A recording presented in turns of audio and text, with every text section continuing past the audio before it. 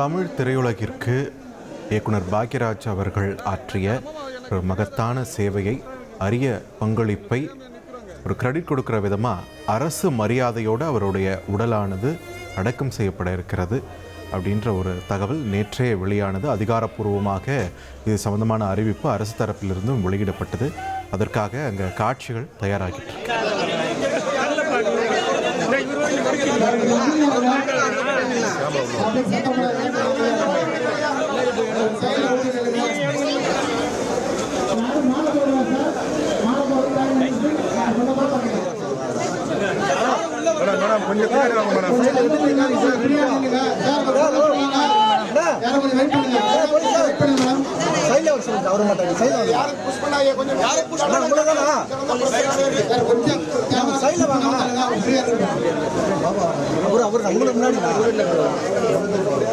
முன்னாடி அவர் சைடில் வர சொன்னா அவர் தலை தானே தெரிஞ்சு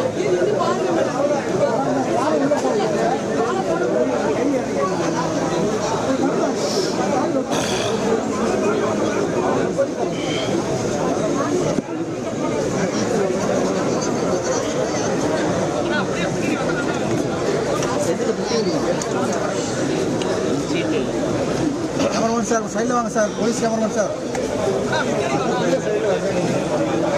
இதுதான் சார் விளையாடுறீங்க.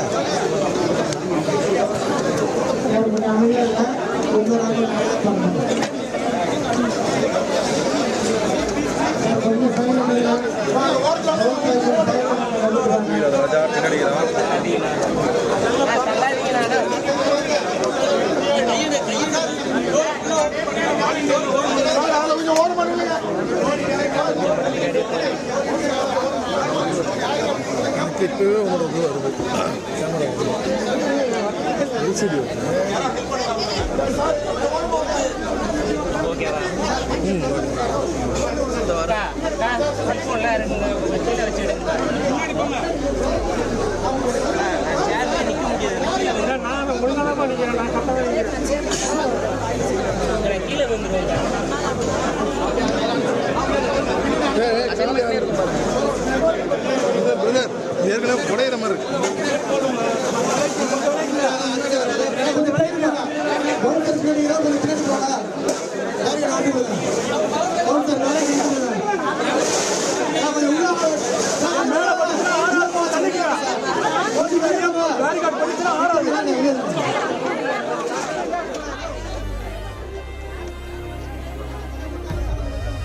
பாக்யராஜ் அவர்களுடைய உடலுக்கு போலீசார் அணிவகுப்பு மரியாதையோடு இறுதி ஊர்வலம் நடைபெற இருக்கிறது. அதுக்காக அங்கே களம் தயாராகி கொண்டிருக்கிறது அப்படின்ற காட்சிகளை தான் நம்ம பார்த்துட்ருக்கோம். தொடர்ந்து பாக்யராஜ் அவர்களுடைய திரைப்பயணம் குறித்து பேசலாம். எம்ஜிஆர் அவர்களுடைய கலை உலக வாரிசுன்னு பாக்யராஜ் அவர்களுக்கு ஒரு டேக் தருது. ஆனால் எம்ஜிஆர் வகுத்த ஹீரோக்களுக்கான இலக்கணங்கள் எல்லாத்தையும் உடைச்சவர் பாக்யராஜ். அவர் எப்படி வாரிசனார், கலையுலக வாரிசனார்ன்றதான கேள்வி. அது ரொம்ப இன்ட்ரெஸ்டிங்கான ஒரு சப்ஜெக்ட்டு. தமிழ் சினிமா வந்து அந்த காலத்துலேருந்து இந்த காலம் வரைக்கும் அவர் எப்போ அறிவித்தாரோ அன்னையிலேருந்து இன்றைக்கி வரைக்கும் டிஸ்கஸ் பண்ணிகிட்டே இருக்கிற ஒவ்வொரு டீ கடைகள்லையும் டைரக்டர்கள், அசிஸ்டன்ட் டைரக்டர்களும் நிறைய டிஸ்கஸ் பண்ணியிருப்பாங்க இதை பற்றி. எம்ஜிஆர் நிறைய சொன்னதாக சொல்லுவாங்க, பாக்யராஜ் நிறைய சொன்னதாக சொல்லுவாங்க. என்னென்னா எம்ஜிஆருடைய பாயிண்ட் ஆஃப் வியூ வந்து எப்படி இருந்திருக்கலாம் அப்படின்னா, எம்ஜிஆர் வந்து தனக்கு என்ன வருமோ, தனக்கு என்ன கேரக்டர் சரியோ அதை சரியாக வகுத்துக்கிட்டு நடித்தவர். அதுக்கேற்ற கதைகளில் தான் அவர் நடிக்க ஒத்துக்குவார். இன்னொன்று, கிட்டத்தட்ட டைரக்டர்கிட்டையும் நிறைய சஜஷன் சொல்லுவார். அவரே நின்று நிறைய பண்ணுவார்.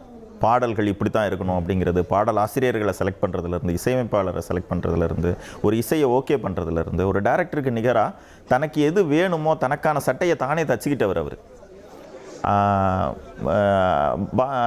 அதே எம்ஜிஆர் வந்து பாக்யராஜை எப்படி பார்த்துருக்கலாம் அப்படின்னா, தனக்கான சட்டையை வந்து டெய்லர்கிட்ட சொல்லி தானே தச்சுக்கிட்ட எம்ஜிஆர் மாதிரியே பாக்யராஜ் வந்து இன்னும் கம்ஃபர்டபுள், அவரே டெய்லர். ஸோ அதனால் அவரே டைரக்டர் அப்படின்னும்போது தனக்கு என்ன வருமோ அந்த கதையை தான் அவர் எழுத போகிறார். தனக்கு எப்படி டயலாக் பேசினா செட் ஆகுமோ அப்படிப்பட்ட டயலாக் தான் அவர் எழுத போகிறாரு. என்ன மாதிரி கேரக்டரோ அதை தான் அவர் செட் பண்ண போகிறாரு. அப்படி செட் பண்ணி தான் இனிமேலும் படம் எடுக்க போகிறாரு.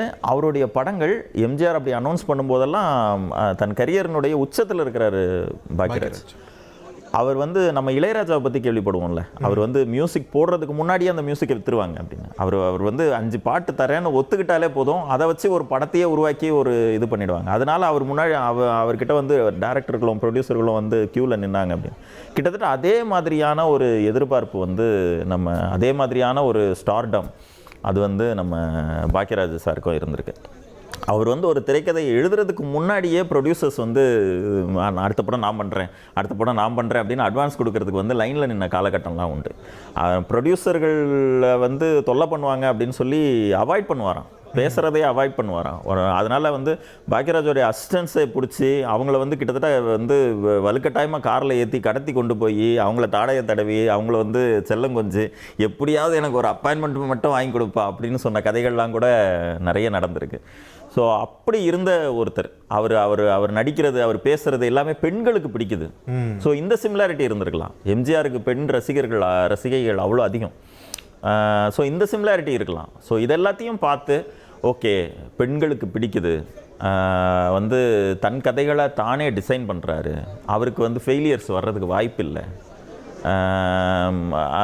வந்து தன்னை நல்லவனாக காட்டிக்கணுன்ற இலக்கணத்தெல்லாம் உடைச்சிட்டார். அதெல்லாம் ஓகே. ஆனால் நல்ல கருத்துக்களை தான் சொல்கிறார். எம்ஜிஆர் எப்படி சொன்னாரோ அதே மாதிரி தான் சொல்கிறார். தன்னை நல்லவனாக காட்டிக்கலனாலும் எம்ஜிஆர் என்ன கருத்துக்களை விதைக்க நினைச்சாரோ அதே விஷயங்களை தான் இவரும் விதைக்க நினைக்கிறாரு. பாக்யராஜ் அவர்களுடைய உடல் இறுதி ஊர்வலத்துக்கு தயாராகிட்டு இருக்கு.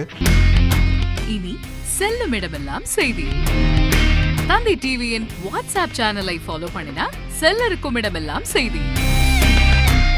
இதோ QR கோட் இப்பவே ஸ்கேன் பண்ணுங்க, ஃபாலோ பண்ணுங்க.